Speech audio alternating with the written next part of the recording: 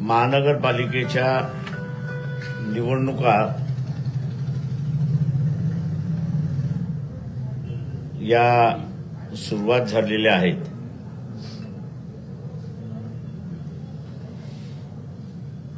अकोला महानगरपालिकेच्या निवडणुकीमध्ये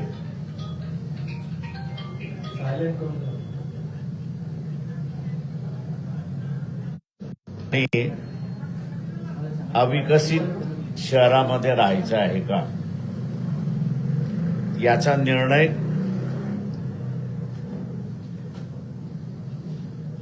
महानगरपालिकेच्या निवडणुकीमध्ये द्यायचा आहे. याचं उत्तरदायित्व मी असं मानतो या शहरातला जो बुद्धिजीवी आहे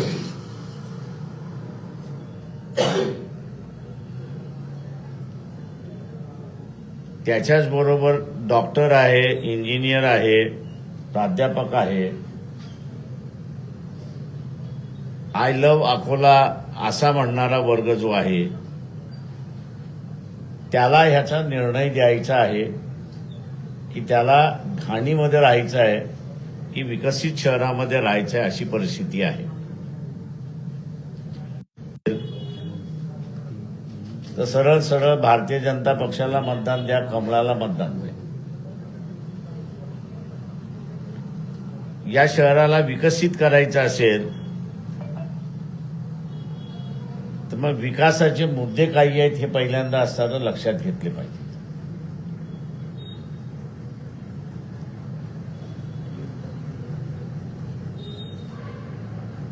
या शहरामध्ये ज्याची गरज आहे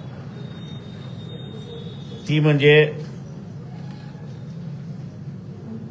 महिलांसाठी असणारं पहिल्यांदा असणारं इंडोर स्टेडियम असं मी त्या ठिकाणी मानतोय. दुसरं जे आहे या शहरामध्ये टॅक्सेशनच्या संदर्भातली भूमिका ही महत्वाची असली पाहिजे. आम्ही असताना मानतोय की धनश्री देव यांनी जे पिटिशन केलं होतं टॅक्सेशनच्या संदर्भातलं, उद्याची सत्ता आली तर त्या नियमाप्रमाणे आम्ही असणारं टॅक्सेशन या ठिकाणी लावू. टॅक्सेशन मार्फत जी लूट चाललेली आहे ती लूट आम्ही असणारं या ठिकाणी थांबवणार आहोत. दुसरं जे आहे याच्यामध्ये महापौर ज्यावेळेस वंचित आघाडीचा होता, वंचित बहुजन आघाडीचा होता, त्यावेळेस एक दिवसाआड पाणी आम्ही असताना सुरुवात केली होती. सी सिस्टम इंटॅक्ट आहे. देण्याची मानसिकता पाहिजे, काम करण्याची मानसिकता पाहिजे. आज जे 9 दिवसाला पाणी येतंय, मी पुन्हा म्हणतो 9 दिवसावरती येणारं पाणी ज्यांना ज्यांना पाहिजे आहे त्या सगळ्यांनी त्या सगळ्यांनी भारतीय जनता पक्षाला खुशाल मतदान त्या ठिकाणी द्यावं.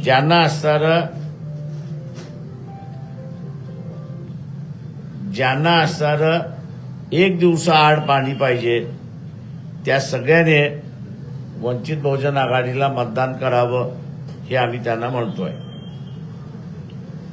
शहर वाढते आणि त्याच्यामुळे आपण असणारा वाहन धरणाकडे त्या ठिकाणी पाहतो पाणी रिझर्व्ह करण्यासाठी. पण आपल्या बाजूला असणारं जे आहे दगडपाडवा धरण त्याच्याकडे आपण असणारा पाहिलेलं नाही. तर ते दगडपाडवा धरण हे तसं स्टोरेज धरण आहे. तर त्याच्यातलंही पाणी ह्या शहरासाठी रिझर्व्ह करता येतं आणि ते रिझर्व्ह करायचं असेल तर महानगरपालिकेची डिमांड त्या पद्धतीने गेली पाहिजे तर ती रिझर्व्ह होईल अशी परिस्थिती आहे. या शहरामध्ये अगोदर असणारं ओपन थिएटर बांधण्यात आलं होतं पण आत्ताच्या ह्याच्यामध्ये त्याची ना दुरुस्ती ना डागडुजी त्या ठिकाणी असणारं होतंय. याला नव्यानं ओपन थिएटरच आणि हे मल्टी ओपन थिएटर त्याच्यामध्ये आपल्याला करता येतं. ते करण्याचं आम्ही असं या ठिकाणी म्हणतोय. दुसरं जे आहे त्याच्यामध्ये सगळ्यात महत्वाचा प्रश्न आहे आणि शहरं जशी वाढत चालली आहेत ते म्हणजे डम्पिंग, घाण कचरा जो आहे तो डम्पिंग हा जो सगळ्यात मोठा इश्यू आहे. या शहरातले 4 भाग विभाजन केले आणि त्या 4 भागामधला असणारं 4 वेगवेगळे डम्पिंग ग्राउंड्स करण्यात आले. तर प्रक्रिया करण्यासाठी आता असणारं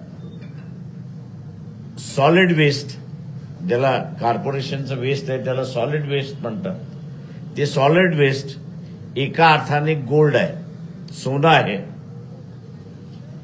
त्याला कन्वर्ट आतापर्यंत केलं पाहिजे होतं, परंतु भारतीय जनता पक्षाच्या असणाऱ्या रुलिंग पार्टीने महानगरपालिकेच्या त्या संदर्भात काही केलेलं नाही.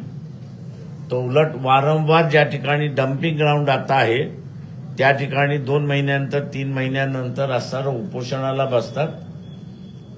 कारण का आरोग्य शहराचं बिघडत चाललंय अशी असणारी परिस्थिती आहे. आणि म्हणून याची व्यवस्थितरित्याने ज्याला आपल्याला म्हणता येईल की विल्हेवाट लावणं हे लावता येतं आणि तो आमच्यातला असणारा कार्यक्रम आहे.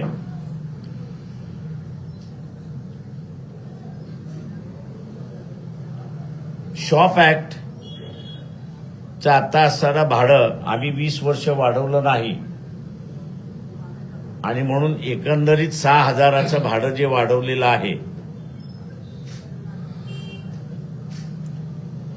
या शहराला लागणारा निधी व्यवस्थितरित्याने या सगळ्या गोष्टी पुरवण्यासाठी लागणारा जो निधी आहे त्याचं आम्ही असणारे कॅल्क्युलेशन, त्याचं असणारं एक बजेट आम्ही येत्या काही दिवसामध्ये त्या ठिकाणी सादर करू. पण त्या हिशेबाने आम्ही असणारा ज्यावेळेस धरतो त्यावेळेस 6,000चं हा जो शॉप ऍक्ट वाढवलेला आहे अर्धा जरी केला तरी या शहराच्या रेव्हेन्यूमध्ये फार फरक पडत नाही अशी परिस्थिती आहे. आणि म्हणून तो हाफ करण्याचा आम्ही त्या ठिकाणी ठरवलेला आहे. आपल्याकडे असणारं एकच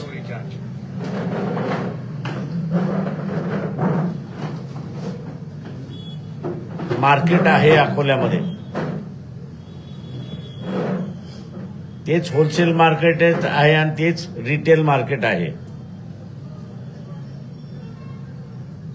तेव्हा ह्या रिटेल मार्केटची असणारी एक नवीन संकल्पना आम्ही असणारी या ठिकाणी राबवू इच्छितो आणि ती म्हणजे अनेक सोसायट्या उभ्या राहिलेल्या आहेत आणि अनेक सोसायट्या ज्या उभ्या राहिलेल्या आहेत त्याची असणारी ओपन प्लॉट्स याची असणारी मालकी कॉर्पोरेशनकडे आहे. तेव्हा ह्या ओपन प्लॉट्स इव्हनिंग बाजार ज्याला आपण म्हणतो, संध्याकाळचा बाजार आपण ज्याला म्हणतो, 5 ते 9 किंवा 5 ते 10 असा त्या ठिकाणी राबवल्या जाईल. पण राबवत असताना एक गोष्ट त्याच्यातली असताना होणार आहे ती म्हणजे परमनंटली कोणी राहणार नाही. तो संध्याकाळी 5 वाजता त्याचं सामान घेऊन येईल आणि संध्याकाळी जाताना तो स्वतःचं सामान घेऊन जाईल. तिथला जो काही कचरा बिचरा होणार आहे तो त्याच ठिकाणी त्यांनीच टाकायचा आहे. ही सिस्टम कुठे चालली असेल कोणाला हे माहिती असेल तर दिल्लीमध्ये दिल्ली हट नावाचा असणारा एक इलाका आहे, म्हणजे दिल्ली हट नावाचा असणारा बाजारपेठ आहे. ती संध्याकाळी ओपन होते. लोक तिथे घेऊन येतात, त्यांना जे काही विकायचे आहे ते विकतात तिथे आणि जाताना आपल्याबरोबर ते सगळं घेऊन जातात आणि ते मोकळं राहतात. दिवसभर ते मोकळं राहतं अशी असणारी परिस्थिती आहे.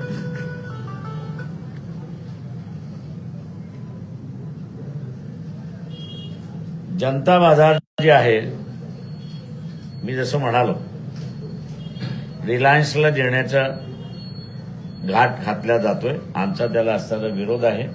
बाजार आहे ते महानगरपालिकेचंच बाजार राहिलं पाहिजे, ते कुठल्याही प्रायव्हेट सेक्टरला जाता कामा नये. तापडिया नगरचा असणारा ब्रिज गेले 9 वर्ष रिंगाळतोय रेल्वेवरचा. त्याचं कंप्लीट करण्याचं असणारं आश्वासन आम्ही असणारं त्या ठिकाणी देतोय.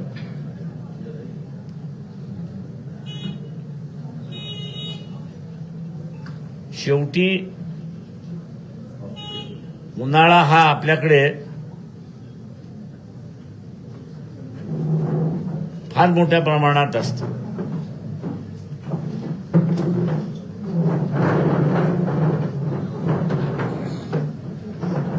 आणि शहरामध्ये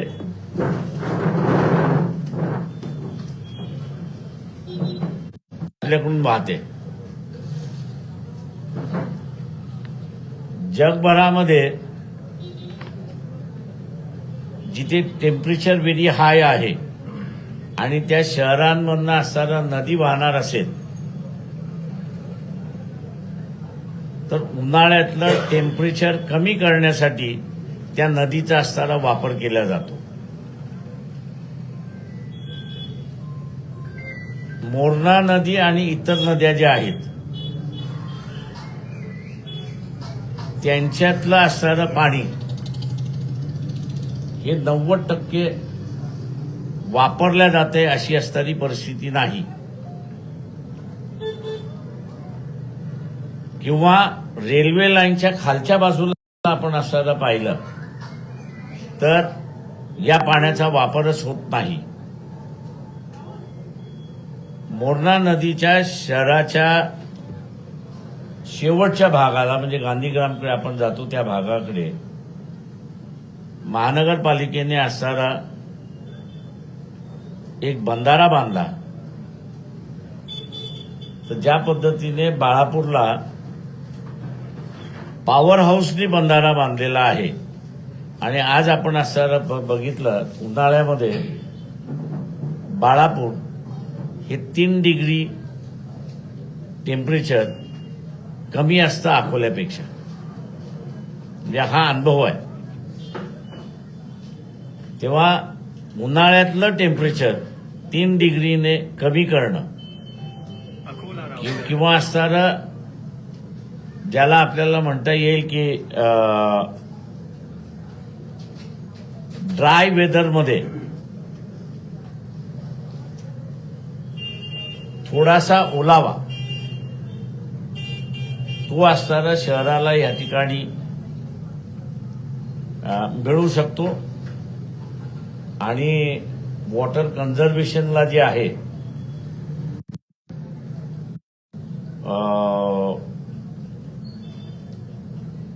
निधी देत असतो.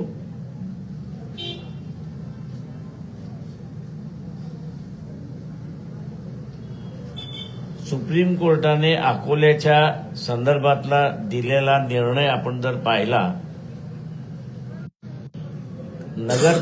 महानगरपालिका आणि जिल्हा परिषदा यांना त्यांनी स्वायत्त असं म्हटलेलं आहे. They are autonomous bodies.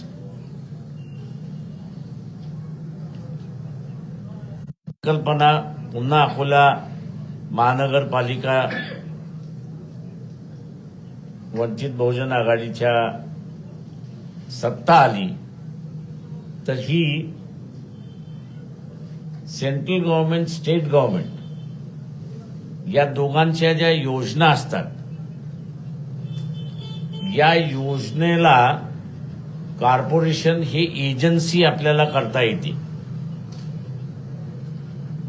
आणि कॉर्पोरेशन ही एजन्सी केली आपण एकदा तर मग त्या कामाचं फर्स्ट प्रेफरन्स त्या कॉर्पोरेशनला मिळतं.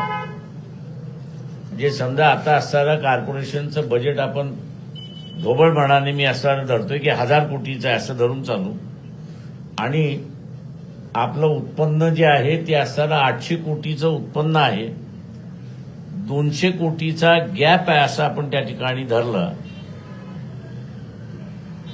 तर स्टेट सेंट्रल गव्हर्नमेंट कॉर्पोरेशनकडे इन्फ्रास्ट्रक्चर असल्यामुळे, म्हणजे इंजिनिअरिंगचं इन्फ्रास्ट्रक्चर आहे, आर्किटेक्चरचं असणारं इन्फ्रास्ट्रक्चर आहे, बजेटिंग करणारं असणारं इन्फ्रास्ट्रक्चर आहे, मॉनिटरिंग करणारं असणारं इन्फ्रास्ट्रक्चर आहे, आणि हे इन्फ्रास्ट्रक्चर असल्यामुळे एजन्सी म्हणून आपण असणारं काम केलं, तर हा जो बजेट डेफिशियन्सी जो आहे तो बजेट डेफिशियन्सी आपल्याला असणारं या ठिकाणी भरून काढता येईल, आणि इक्वलायझेशन जे आहे ते इक्वलायझेशन आपल्याला या ठिकाणी करता येईल. मी अकोल्यातल्या रहिवाशांना असणारं आवाहन करणार आहे की यावेळेस तुम्ही वंचित बहुजन आघाडीला मतदान करा, सत्ता द्या. मुंबई कॉर्पोरेशन ज्या पद्धतीने एक इंडिपेंडेंट आहे, म्हणजे तिला ना तर सेंट्रलची गरज लागत ना राज्याची गरज लागत, याचं कारण की गेल्या 200 वर्षाच्या कालावधीमध्ये कॉर्पोरेशनच्या त्यांचं डेड स्टॉक असा, म्हणजे लाईफ डेड स्टॉक मी असं म्हणेन, वेगवेगळ्या बँकांमध्ये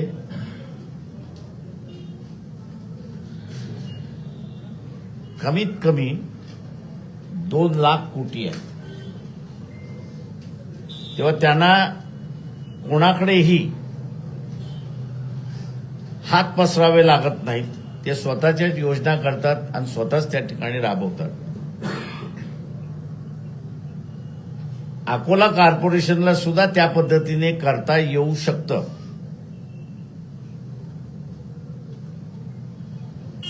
आता कुठेतरी मी असं म्हणेन की अकोल्यातले काही यंगर जनरेशन मायग्रेशन थांबून अकोल्यामध्ये जो नॅचरल क्रॉप आहे पल्सेसचा आणि कापसाचा, याच्यावरती प्रोसेसिंग करणारे युनिट्स त्यांनी उभ्या केलेले आहेत किंवा करतायत किंवा इन पाईपलाईन आहे. पण या सगळ्यांची असणारी डिफिकल्टी एक आहे की कनेक्टिव्हिटी अकोल्याला चांगली आहे, म्हणजे रेल्वेची कनेक्टिव्हिटी आहे, एअरची ही कनेक्टिव्हिटी आहे, रोड्सची ही कनेक्टिव्हिटी आहे, पण बिझनेस सेंटर्स ज्याला आपण म्हणतो ते बिझनेस सेंटर्स अजून उभे राहिलेले नाहीत. त्याच्यामुळे इथला व्यापारी आणि बाहेरचा येणारा व्यापारी याचे असणारे जे मीटिंग पॉइंट्स मी जसं म्हणतो बिझनेस सेंटर्स झाले पाहिजे ते नाही आहेत. आणि ते जर झालं तर मी असं म्हणेन की कॉर्पोरेशन इंडिपेंडेंटली आपला असणारा एक व्यवसाय टॅक्स म्हणून लावून, मी जो म्हणालो होतो की एक लाईफ स्टॉक सारखं सस्टेनेबल फंड हा जो डेव्हलप करता येईल तो या ठिकाणी होऊ शकतो, अशी असणारी परिस्थिती आहे. पण माझ्या पुढचा जो प्रश्न आहे तो म्हणजे अकोल्यातला मतदार, मग तो डॉक्टर असेल, इंजिनियर असेल, शिकाऊ असेल, बिगर शिकाऊ असेल, याच्या डोक्यामध्ये 2 गोष्टी फार महत्वाच्या बसलेल्या आहेत. त्या म्हणजे एक धर्म आणि दुसरी जात. या दोघातून बाहेर पडले तर आता जे काही कापसाचा विकास होतोय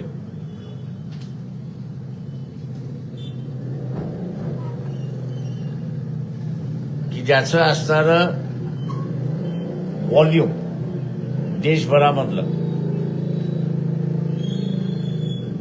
हे 16 बिलियन अमेरिकन डॉलर्स आजचं आहे. म्हणजे 1,30,000 कोटीचा असणारा जो व्यापार आहे त्या व्यापाराच्या हिशेबाने आपण असं बघितलं तर अकोला हे 7% कापूस प्रोड्यूस करतं देशभरामधला. म्हणजे 7% हा कॉन्ट्रीब्युशन हा अकोल्याचा आहे. आता हाच यंगर जनरेशननी मी जसं म्हणालोय की प्रोसेसिंगवरती जोर दिलेला आहे, मॅन्युफॅक्चरिंगवरती जोर दिलेला आहे. याची सस्टेनेबिलिटी वाढवायची असेल तर ही सस्टेनेबिलिटीसाठी तुम्हाला बिझनेस सेंटर्स हे ओपन करावे लागतील. आणि हे बिझनेस सेंटर्स ओपन करण्याची मी जसं म्हणालो की कॉर्पोरेशनलाच लीड घ्यावी लागेल. याचा बिझनेस सेंटर ओपन करण्यासाठी सेंट्रल गव्हर्नमेंटच्या यावेळेसच्या बजेटमध्ये माझ्या माहितीप्रमाणे 35,000 कोटी आहेत. आणि एजन्सी म्हणून आपण असताना काम केलं तर त्याच्यामधलं असणारे 15-20 कोटी तरी आपण सहज घेऊन येऊ शकतो आणि त्याच्यातले हे बिगिनिंग सुरुवात करू शकतो. त्याच्यामुळे माझं अकोल्यातल्या मतदारांना धर्म आणि जात या दोन गोष्टी बाजूला ठेवा, पुढच्या पिढीचा विचार करा आणि अकोला हे एक इंडस्ट्रियल सेंटर म्हणून डेव्हलप होऊ द्या. ती करण्याची क्षमता बहुजन आघाडीच्या टीममध्ये आहे एवढं मी सांगू शकतो. घाणीत राहायचं असेल तर बीजेपीला मतदान द्या. एजेंडा म्हणावा लागेल हा आमचा अजेंडा. तुमचा वैयक्तिक हा वंचितचा पूर्ण एजेंडा आहे. अकोल्याचा अजेंडा आहे. हा अकोल्याचा अजेंडा आहे. अकोल्यात युती होणार आहे की नाही? कोणावर तो नाही बरोबर, काँग्रेस बरोबर असेल किंवा ज्या प्रकारे चांदूर रेल्वे केली शिवसेना राष्ट्रवादी. ओबाटा बरोबरही झाली, आमची शिवसेनेबरोबरही झाली, अजित पवाराबरोबर झाली, काँग्रेस बरोबर झाली. स्थानिक लोक जे निर्णय घेतील ते घेतील. बाळासाहेबांच्या बिटवीन द लाईन जे आहे की तुम्ही तुमचा जाहीरनामा जाहीर केलाय, म्हणजे पक्षाचं काय हे आहे.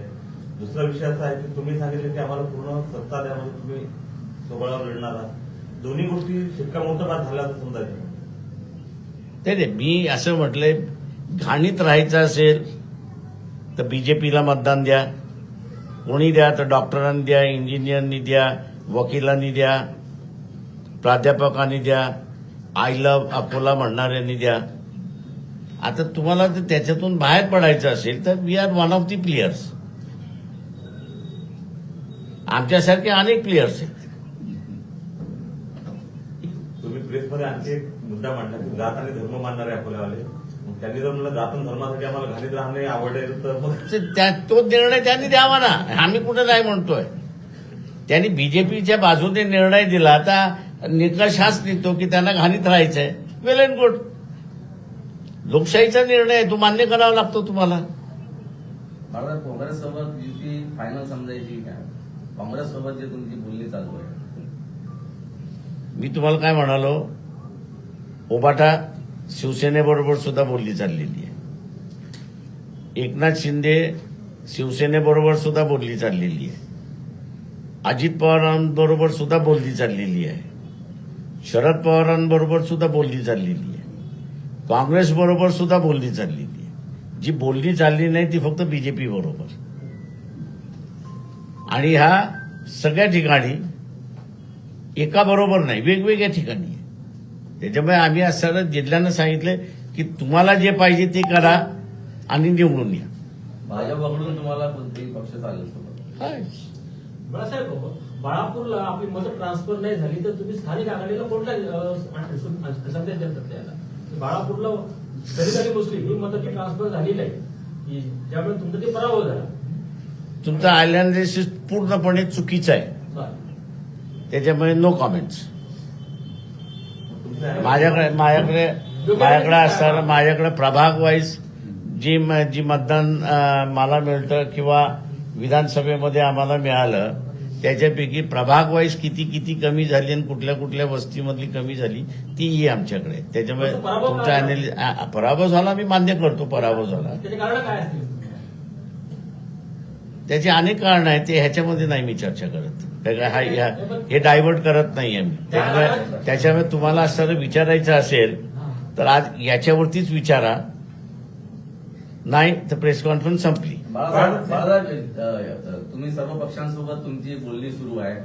समवॉट नियर अबाउट कोणासोबत फायनल होत आहे चर्चा अशी? ते व्हेरियस स्टेजेस आहेत, व्हेरियस महानगरपालिकेमधले आहेत. नियर अबाउट कुठे होणार आहे किंवा जवळपास ते- चर्चा झाली का अशी? असं आहे त्याच्यामध्ये वाटाघाटी ह्या चालत राहतील शेवटपर्यंत. 29 तारखेला आम्हाला एक्झॅक्ट पिक्चर येईल की कोण कुठं कोणाबरोबर समझोता करते.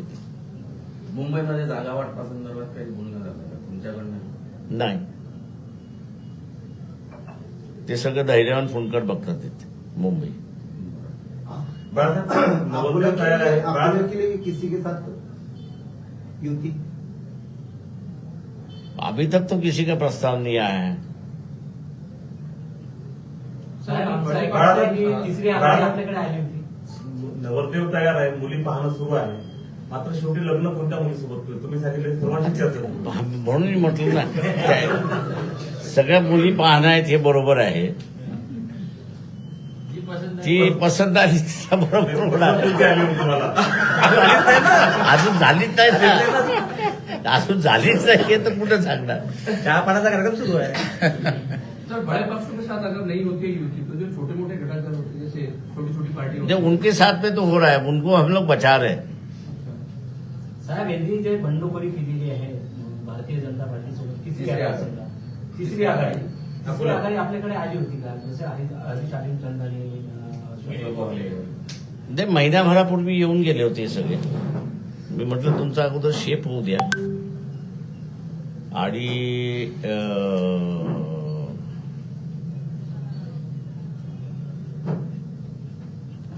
कोण कोण त्याच्यामध्ये सहभागी होते, कशा पद्धतीने होते, मग म्हटलं आपल्याला पुन्हा बसता येईल. साहेब, आपण एक गेस केलं का की वंचितसाठी तिसरी आघाडी जी अकोल्याची झालेली आहे ती सेफ वाटते का सर्व सेफ युतीसाठी? वंचित आघाडी, वंचित बहुजन आघाडीसाठी तिसरी आघाडी जी झालेली आहे ती वंचित बहुजन आघाडीसाठी सर्व सेफ वाटते का? ते कुठलीही आघाडी सेफच असते. त्याच्यामुळे आघाडी केली की ती सेफ्टीसाठीच तुम्ही करता. बाळासाहेब, राज्यात दोन्ही ठाकरे गटांची बोलणी सुरू आहे. शिंदे सेनासोबत भाजपची बोलणी सुरू आहे. अजूनही कोणाचंही फिक्स अजून काही झालं नाही. काय कारण? जे आता मला असं कळलंय की उबाटा सेना जी आहे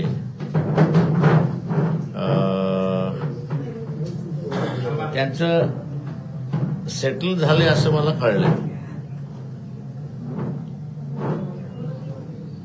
सॉरी बाळासाहेब.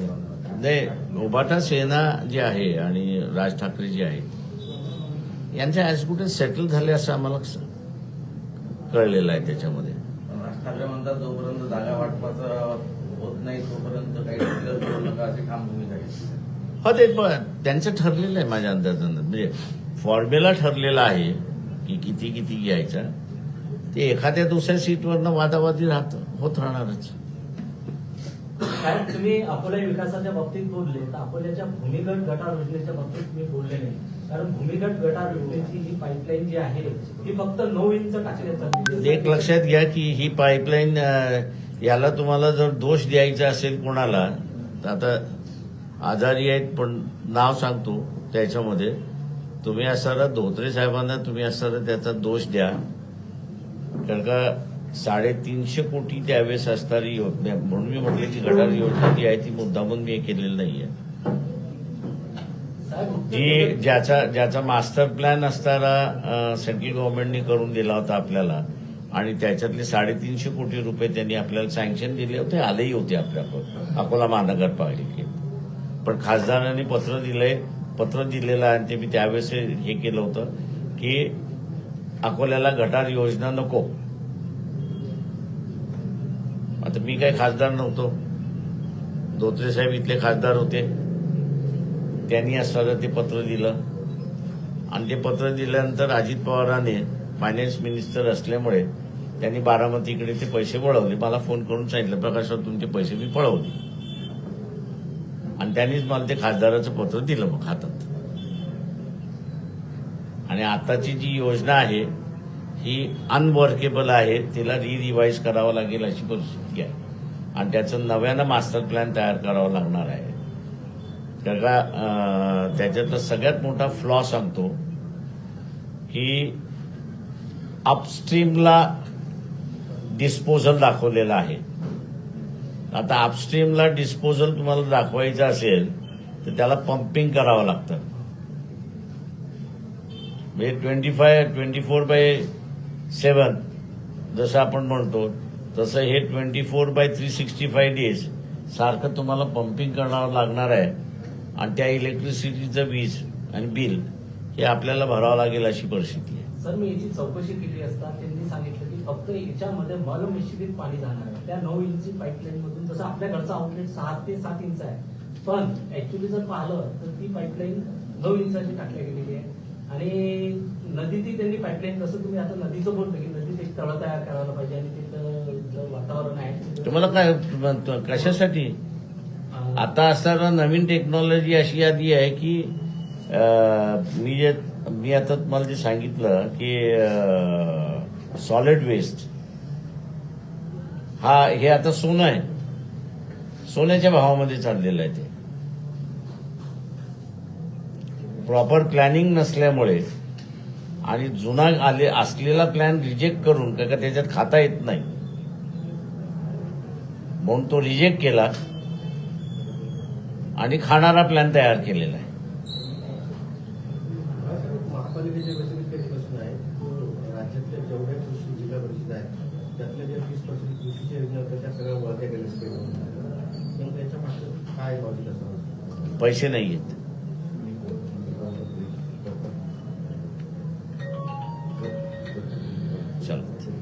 बाळासाहेब, काँग्रेसला वगैरे काही डेपोला पक्षाला डेडलाईन वगैरे दिली आहे की 29ला तुम्ही आपली भूमिका आता जाहीर करून द्या? कशाबद्दल? युती संदर्भात. ते मी जसं म्हटलं ना की आम्ही राज्यभर डेडलाईन देऊ शकत नाही आहोत. म्हणजे आता आता सांगलीतलं जर दिलं उदाहरण कॉर्पोरेशन मधलं, काँग्रेस एनसीपी एकत्र जात नाहीयेत. त्याच्यामुळे आम्हाला चॉईस करायचं की काँग्रेस बरोबर जायचं की एनसीपी बरोबर जायचं. एक स्टेट वाईज आम्ही लाईन घेऊ शकतच नाही आहोत. मुंबईला काय परिस्थिती आहे? मुंबईला अजून सांगता येत नाही. ते जसं म्हणालो की एका बाजूला सगळे सांगतात नाही आमचं जमलं, पण ते जाहीर करायचं म्हटलं की नाही थांबा. तुम्ही 50%च्या फॉर्म्युला ठाम आहात का? 50-50% कशाचे? जागा वाटतात कुठल्या? सर्वच ठिकाणी. तुम्ही सांगितलं की बरोबरीची बोलणी होणार प्रत्येक ठिकाणी. हो.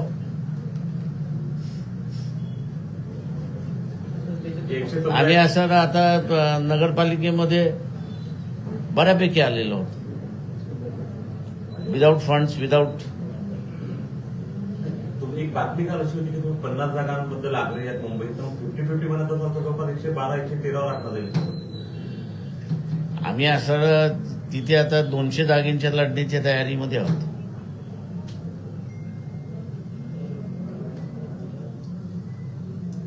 बाळासाहेब, अकोल्यात जी चर्चा होत नाही, हे काँग्रेसचे जे चेहरे असतील म्हणजे साजिद खान पठाण, डॉक्टर जिशान आणि प्रकाश काळे यांच्यामुळे ही आघाडी होत नाही असं मला माहिती चर्चा आहे बाहेर, ती खरी आहे? मला माहित नाही, ते तुम्ही स्थानिकवाल्यांना विचारा. नाही म्हणजे तुम्ही तसे काही निर्देश दिले काय? आम्ही कोणालाच काही निर्देश दिले नाहीत, काही दिलेत. आम्ही सरळ सांगितले की तुम्ही तुमच्या स्तरावरती जे तुम्हाला योग्य वाटते ते ठरवा. फक्त एकच आमची अट आहे की नो बीजेपी. बाळासाहेब, छोटंसं विचारायचं, ज्या विधानसभेच्या वेळेस आणि लोकसभेच्या वेळेस जर तुमच्या पक्षावर नाही तर तुमच्या वैयक्तिक टीका काँग्रेसमधल्या काही लोकांनी केली, वैयक्तिक तुम्हाला टार्गेट करण्याचा प्रयत्न केला होता. अशा लोकांची मग आघाडीची चर्चा करताना मागच्या जुन्या गोष्टी बाजूला ठेवणं होतं. असे राजकारणातला भाग मी नेहमी म्हणत असतो, तुम्हाला राजकारणामध्ये यायचं असेल तर पहिल्यांदा कबूल केलं पाहिजे की तुम्ही टार्गेट होणार आहात, चांगलंही होणार आणि वाईटही होणार. त्याच्यामुळे हा मुद्दा तुम्हाला गौण ठेवूनच राजकारणामध्ये राजकारण करावं लागतं. भारतात तेलारामध्ये नगराध्यक्षाच्या जे उमेदवार होत्या त्यांना एक काउंटिंग सुरू असताना एक मेसेज आला की तुम्ही 941 मतांनी हारणार आहात. त्यांनी ईव्हीएम घोटाळा झाल्याचा त्यांनी म्हणजे आरोप केला, पोलीस कंप्लेंट केली आहे. आपल्याला काय वाटतं? बाहेर पोलिसांनी चौकशी करावी की त्याला तो आकडा कसा काढला म्हणून काउंटिंगच्या वेळेसच. समोरील व्यक्तीचा मोबाईल बंद आहे, कॉल बॅक आणि करते तो त्यावर. आउट ऑफ महाराष्ट्र येतो, महाराष्ट्राबाहेरचा व्यक्ती येतो. त्यावर फोटो जे आहे डीपी मध्ये ते अमित शहा आणि स्वतःचा फोटो अर्धा असा आहे.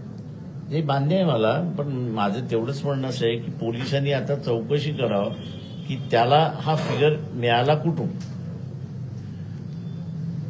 हा असा आणि पोलिसांनी चौकशी केली तर कोर्टामार्फत आम्ही त्याला चौकशी करायला लावणार. जिल्हा परिषदला असं काय होतं शकते का? या सगळ्या मशीन ज्या आहेत, मी जसं म्हणालोय, म्हणजे या मॅन्युप्युलेटेड आहेत.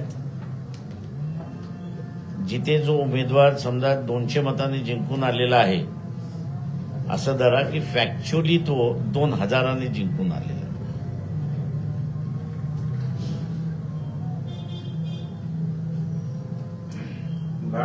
महापालिकेत सोशल ऑडिट 2017 मध्ये झालं होतं. रस्त्यांच्या दर्जाबद्दल फार मोठा एक प्रश्न आजही लोकांच्या मनात आहे. तेव्हा 5 वेगवेगळ्या सरकारी संस्थांच्या माध्यमातून ते ऑडिट करण्यात आलं आणि त्या 5 संस्थांचा रिपोर्ट जो आहे तो कॉमन आहे की याच्यात मोठ्या प्रमाणात भ्रष्टाचार झाला होता, रस्त्याचं काम निकृष्ट झालं. या संदर्भात चौकशीचा आणि कारवाईचा अहवाल राज्य सरकारकडे पाठवण्यात आला. त्याच्यानंतर नगरविकास फाईल अधिक पेंडिंग आहे. तर त्या मुद्द्यावर जर तुम्ही पूर्ण निवडणूक लढवली तर आज त्याच्याशी संबंधित सर्व पक्षातले लोक आहेत. तर वंचित बहुजन आघाडी हा मुद्दा आमचा संबंध नाही त्याच्याशी.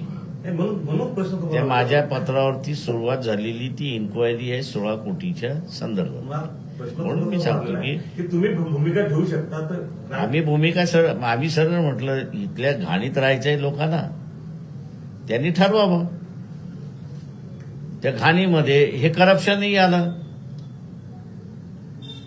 अकोल्यातल्या जनतेने ठरवायचं आहे की त्यांना घाणीमध्ये राहायचं आहे की त्यांना असताना व्यवस्थित शहर डेव्हलप करून पाहिजे. आज बुलढाण्यासारखं शहर डेव्हलप झालं पण अकोल्यासारखं शहर डेव्हलप झालं नाही. हे लोकांनी ठरवायचं आहे. प्रचारात मुद्दा असेल का सोशल आमचा आहे तो प्रचारात म्हणतो, आम्ही ओपनली सांगतोय. तुम्ही न कट करता आमची असणारी मुलाखत छापा. ऑडिट?